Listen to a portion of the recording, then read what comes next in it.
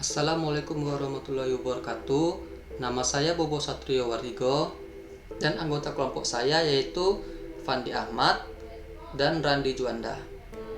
Kami dari kelompok 4. Di sini kami akan mempresentasikan tugas kami tentang buku SPMI UIS dengan menggunakan semantik web.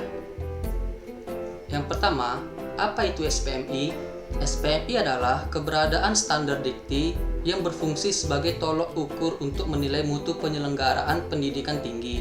Maka, pelaksanaan SPMI pada suatu PT menyebabkan PT harus bekerja berdasarkan standar dikti yang telah ditetapkan.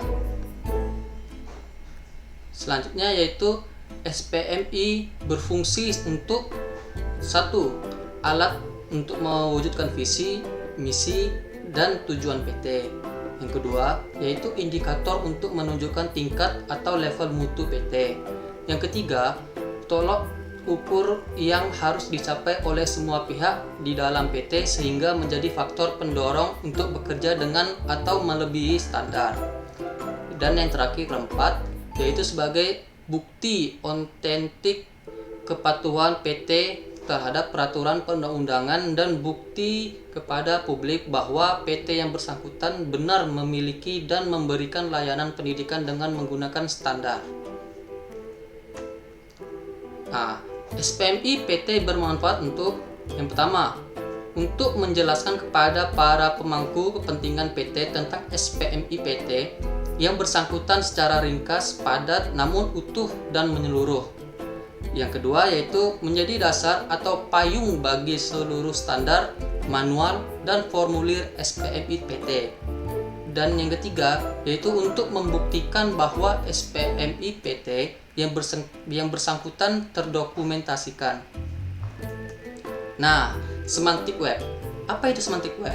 Ya, semantik web yaitu pengertian yang menurut John Markov, web semantik adalah sekumpulan teknologi yang menawarkan cara baru yang efisien dalam membantu komputer mengorganisasi dan menarik kesimpulan dari data online, seperti mencari, membagi, dan mengintegrasi informasi dengan cara yang lebih mudah.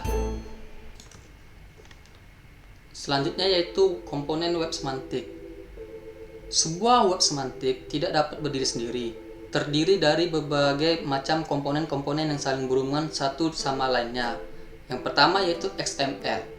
XML menyediakan sintaksis untuk dokumen yang struktur. Lalu XML skema. Yang ini adalah bahasa untuk membatasi struktur dari dokumen XML. Selanjutnya yaitu RDF. RDF adalah model data yang berhubungan dengan objek atau resource dan bagaimana mereka berhubungannya. Selanjutnya skema RDF. Skema RDF ini vokabulari untuk mendeskripsikan properti dan kelas dari RDF. Selanjutnya itu OWL atau ontologi.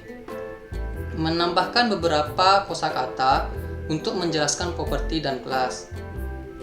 Dan yang terakhir yaitu DML adalah usaha untuk menyediakan primitif pemodelan yang lebih kaya daripada RDF dan RDF skema.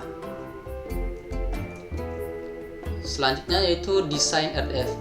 Berikut adalah desain RDF kami dengan judul buku SPMI UIS. Rancangan RDF SPMI UIS ini terdiri dari yang pertama yaitu visi, misi, dan tujuan. Yang kedua yaitu status universitas. Yang ketiga struktur organisasi. Keempat sasaran dan strategis. Yang kelima standar mutu fakultas. Keenam program kerja. 7. Standar mutu jurusan, dan ke-8 adalah dokumen. Untuk mengimplementasikan semantik harus menggunakan pendekatan RDF. RDF yaitu sebuah framework untuk menjelaskan suatu halaman web. RDF juga digunakan sebagai model data untuk resource atau objek dan relasi di antaranya. Selanjutnya yaitu database buku SPMI UIS. Di sini bisa kita lihat ada beberapa tabel dari database kami. Yang pertama itu visi, misi, dan tujuan. Yang kedua itu status universitas. Yang ketiga itu struktur organisasi. Keempat sasaran dan strategis. Kelima program kerja. Keenam standar mutu fakultas.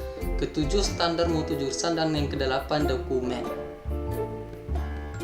Oke, demikianlah hasil presentasi kami. Kurang kata kami mohon maaf. Saya tutupi dengan wassalamualaikum warahmatullahi wabarakatuh.